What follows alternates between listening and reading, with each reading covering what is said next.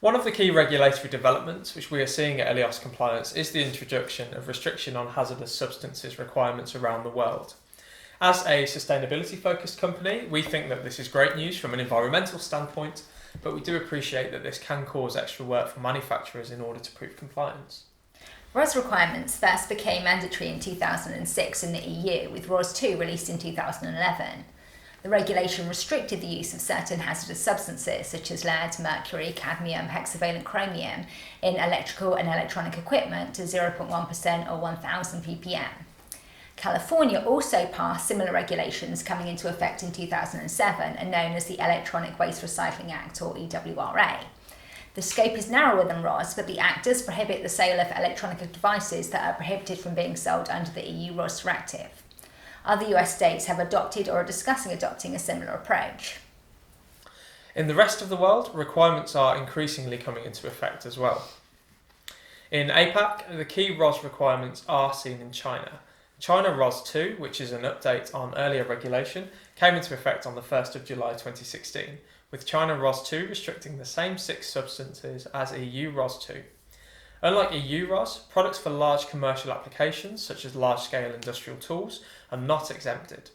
Another difference is that while the EU imposes substance concentrations for a product or component, China RoHS 2 restrictions apply to each homogeneous material in the product.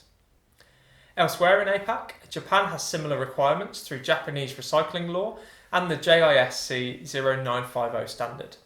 This is referred to as JMOS and combined also restricts the same 6 substances as EU and China RoHS. India also have restrictions on 6 substances, though at present there are no specified enforcement protocols or penalties for non-compliance. Taiwan also have restrictions in place on 6 substances, although unlike the EU, still allow equipment exceeding those limits to be sold in Taiwan if a table of presence condition of restricted substances is added to the equipment packaging and documentation. Singapore have also launched a regulation that prohibits the use of 6 RoHS substances in certain products, as have Korea, who have an increased focus on design for the environment in its requirements, with implementation geared towards improvements in product design and recycling technology. In the EMEA region, regulation is also tightly aligned to EU requirements. Ukraine launched RoHS requirements in 2017 with an approval certificate required in order to show conformity to the Ukrainian Technical Regulation Decree number 139, which mimics EU RoHS requirements. This can be applied for at the same time as RF, EMC and safety approvals. UAE have also launched a national UAE RoHS Declaration of Compliance.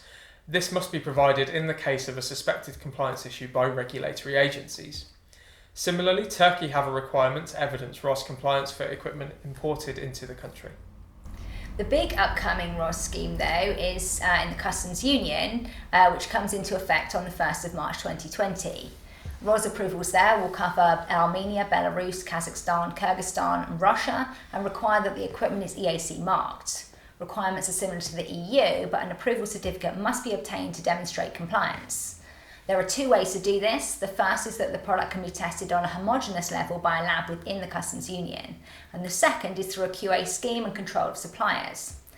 Any equipment falling within the scope of the Customs Union RoHS requirements will not be able to be imported after the 1st of March 2020, so we advise acting quickly if you need to obtain Customs Union RoHS approval for your equipment.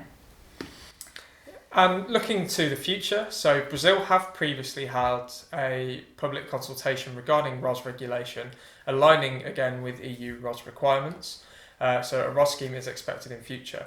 Oman and Saudi Arabia are also the next Middle Eastern countries to look at RoHS requirements, with both stating that they will be looking to bring in requirements later this year. This will likely be the start of further countries bringing in RoHS requirements, so make sure to sign up for our newsletter so that you never miss a global update for RoHS. For full details on scopes and requirements for any of the schemes that we have discussed in this video, please do get in touch.